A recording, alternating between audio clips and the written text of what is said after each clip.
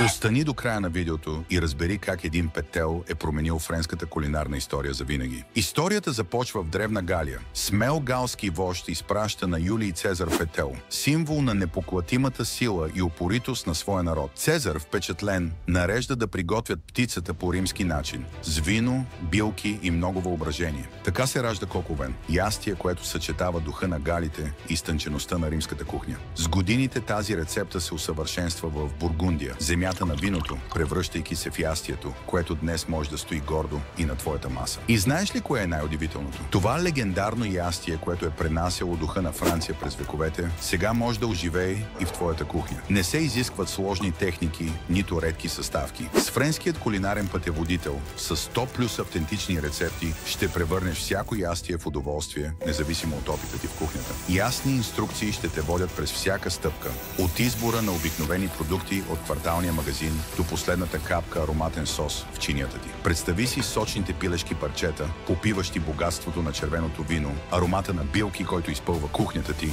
и одобрителните погледи на гостите ти, докато поднасяш своя кулинарен шедьовър. Но това не е всичко. С френския кулинарен пътеводител ще пътуваш виртуално из Прованс, Бургундия и Нормандия, докато приготвяш над 100 легендарни ястия като буябес, патешко магре и френска лучена супа, без дори да напускаш дома си. Представи си вкусовете, историите и преживяванията, които очакват теб и твоите близки, докато превръщаш всяко приготвяне на храна в завладяващо пътешествие. Натисни линка в описанието около това видео и получи 5 безплатни бонуса към книгата. Започни своето пътешествие из френската кухня още днес.